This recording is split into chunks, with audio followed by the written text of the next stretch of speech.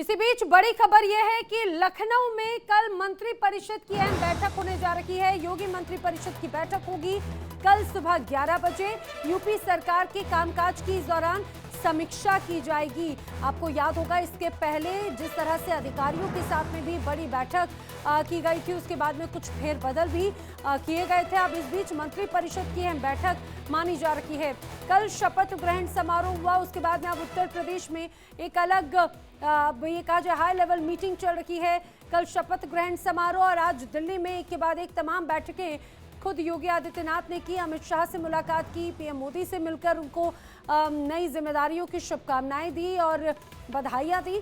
दूसरी तरफ लखनऊ में अब मंत्री परिषद की बैठक होने जा रही है। कल 11 बजे मंत्री परिषद की बैठक होगी। देखने वाली बात है कि इस बैठक में क्या खास रहता है, क्या महत्वपूर्ण रहता है, क्योंकि जिस तरह से उत्तर प्रदेश के परिणाम सामने आए थे इन लोकसभा चुनावों में, माना जा रहा था कि केंद्रीय नेतृत्व ज़रूर नाराज़ भी है और तमाम हार को लेकर तमाम सीटों पर जहां पर सीटें घटी हैं बीजेपी की, या फिर जहां पर वोट प्रतिशत या फिर जीत का जो आंकड़ा है वो बहुत ज़्यादा डिफरेंस नहीं है, उन तमाम सीटों पर लगातार विश्लेषण भी चल रहा है। अब इसके बाद में तमाम अटकलों के बीच में कल लखनऊ में मंत्री परिषद की बैठक है। ये बैठक काफ़ी महत्वपूर्ण मानी जा रही है। इन परिस्थितियों के बीच में जब ये बैठक हो रही है, देखने वाली बात है कि आखिर इस बैठक में क्या होता है, मंत्री परिषद की बैठक का क्या एजेंडा है। लेकिन फिलहाल जो प्राथमिक जानकारी है उसके अनुसार कामकाज की समीक्षा, यूपी सरकार की कामकाज की समीक्षा इस बैठक में की जाएगी।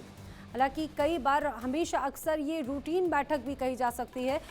लगातार योगी आदित्यनाथ अपने कैबिनेट के साथ में बैठक करते हैं, विश्लेषण करते हैं, समीक्षा करते हैं, आने वाले जो तमाम योजनाएं हैं, रणनीतियों, उस पर चर्चा की जाती है।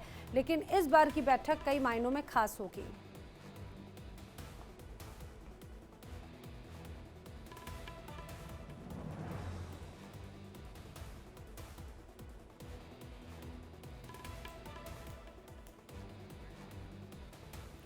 अखंड प्रताप शाही लखनऊ से ज्यादा जानकारी के साथ हमारे साथ में जुड़ रहे हैं। सीधे रुक कर लेते हैं लखनऊ का। अखंड प्रताप, जरा बताइए कि कल योगी आदित्यनाथ अपने पूरे मंत्री परिषद के साथ बैठक करने वाले हैं।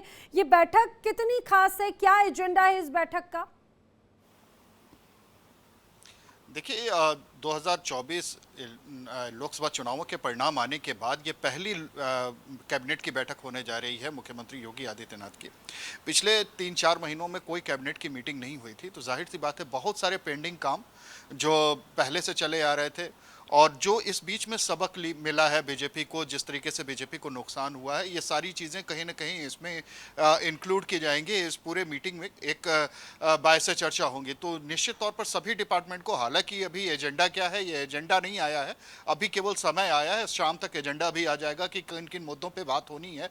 लेकिन ये बिल्कुल तय है कि जिस तरीके से यूपी में नुकसान हुआ है बीजेपी को, जिन नीतियों के चलते या जिनमें कमियां रह गई, उन डिपार्टमेंट को लेकर पहले ही मुख्यमंत्री ने ताकीद की है।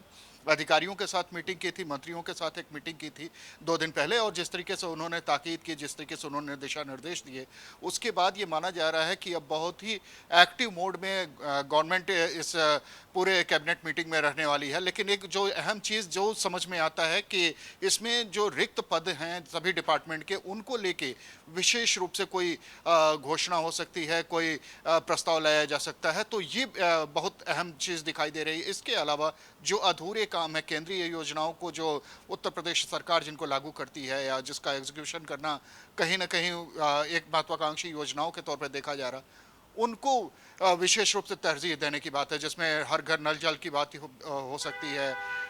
कृषि का जो मसला है, जो अभी प्रधानमंत्री ने आज शपथ ग्रहण करने के बाद आज पहली दफ़ा पद ग्रहण करने के साथ ही जो किसान सम्मान निधि का जो उन्होंने ऐलान किया है, तो मुमकिन है कृषि क्षेत्र में काफ़ी कुछ चीज़ें योगी सरकार कर सकती है। तो बहुत सारी चीज़ें दिखाई देनी है, चूँकि आने वाला समय उत्तर प्रदेश में जो सीटें खाली हुई हैं सांसद बनने के बाद विधायकों के, तो वो उन सीटों पे उपचुनाव भी होने हैं। तो जाहिर सी बात है इसका असर इन उपचुनावों पे देखने को मिले, इसके मद्देनजर प्लान जरूर किया जाएगा। तो